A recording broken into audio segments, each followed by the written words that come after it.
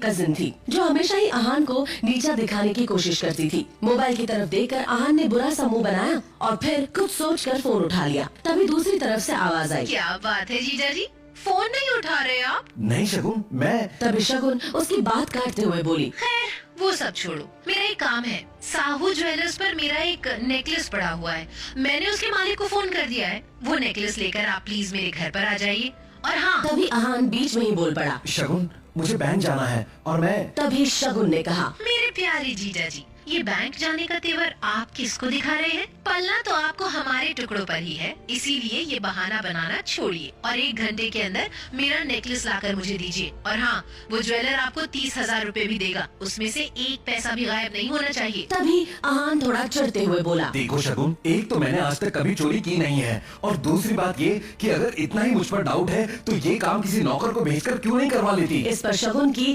तंज भरी आवाज आई, प्यारे जीजा जी, आप ये बात कब समझेंगे कि इस घर में आपको बहस करने की इजाजत नहीं है, इसीलिए जितना आपसे कहा जा रहा है उतना कीजिए। और मैं फिर से आपसे कह रही हूँ कि उस पैसे में से 1 भी रुपया कम नहीं होना चाहिए। ये चीजें आप 1 घंटे के अंदर लेकर मेरे घर पहुँच जाइए। बाय। इतना कहकर शगुन ने फोन काट दिया। आहान अपने मोबाइल को इस तरह घूर कर देखने लगा जैसे वो दुनिया की सबसे मनहूस चीज हो। खैर, ऑफिस से आधे दिन की छुट्टी लेकर आहान ज्वेलर के यहाँ गया और फिर शगुन का नेकलेस लेकर वापस घर आ गया। लेकिन यहाँ तो आहान के लिए एक नई मुसीबत इंतजार कर रही थी। वो जैसे ही घर में घुसा, उसने सामने देखा तो उसकी सास यामिनी गिल अपनी कुछ सहेलियों के साथ रमी पार्टी में व्यस्त थी। तभी यामिनी जी की एक सहेली ने अपनी सैंडल की तरफ देखकर कहा, देखो न यामिनी, आज तुम्हारे यहाँ आते वक्त मेरी सैंडल का स्ट्रिप टूट गया, अब मैं घर वापस कैसे जाऊंगी? इस पर यामिनी जी ने मुस्कुराते हुए कहा, तो इसमें टेंशन लेने की क्या बात है, तू पार्टी एंजॉय कर, मैं किसी सर्वेंट से बोलकर सही करवा देती हूँ। जवाब में यामिनी की सहेली ने बुरा सा मुंह बनाया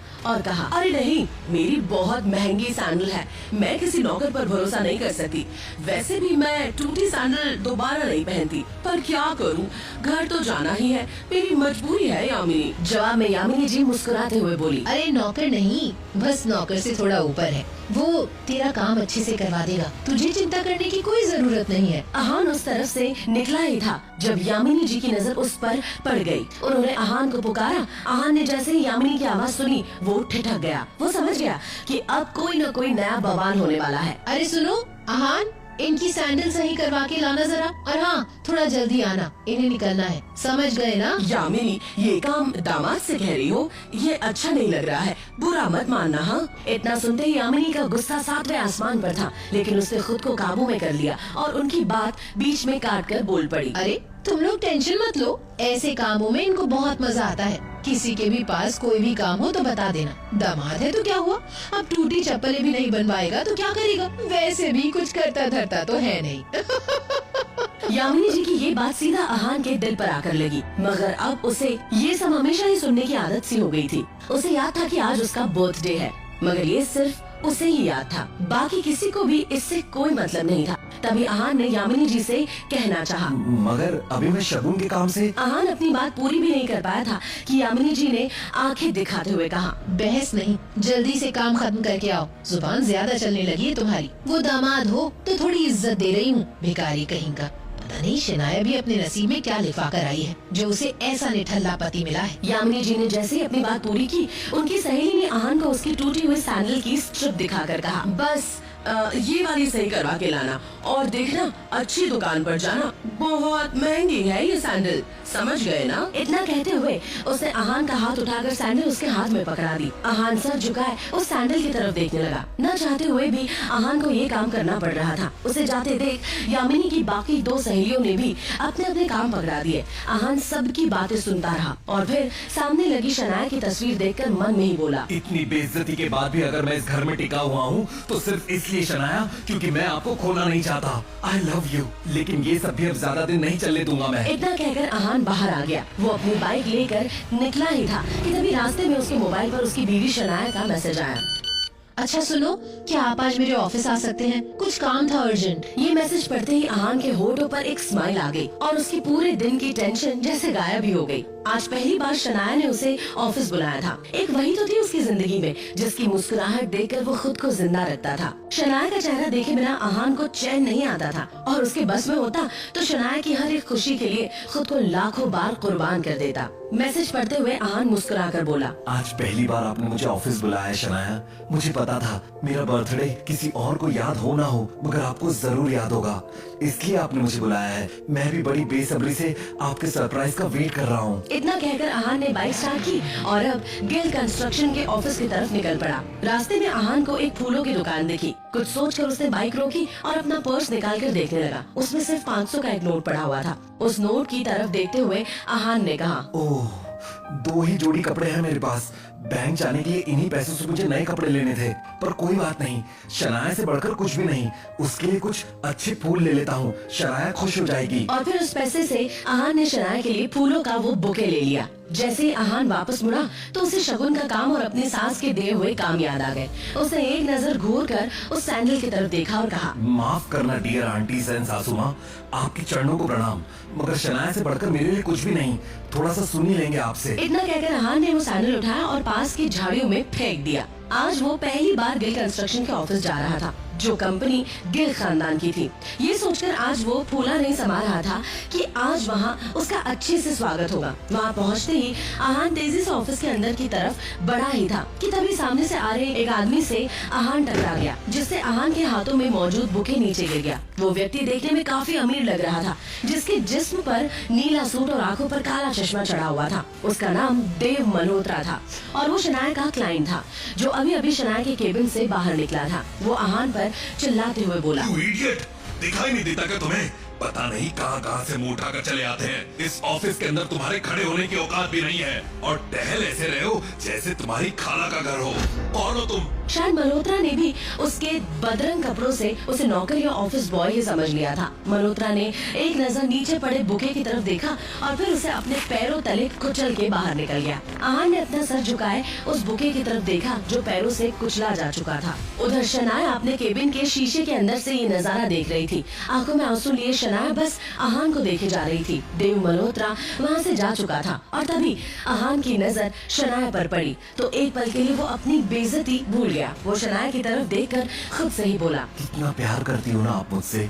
मेरे साथ हुए इस बर्ताव ने आपकी आंखों में आंसू ला दिए। कोई नहीं शनाया, ये वक्त बदल जाएगा, देखना तुम। मन ही मन में सोचते हुए शनाया के केबिन में दाखिल हो गया। शनाया ने आगे बढ़कर शीशे के पास लगे पर्दों को गिरा दिया। वो शनाया की तरफ बढ़ा और उसके आंसू पोंछते हुए बोला, अब जाने भी दो ना शनाया, जो भी हुआ मेरे साथ हुआ और इसमें आपको इतना टेंशन लेने की जरूरत नहीं है।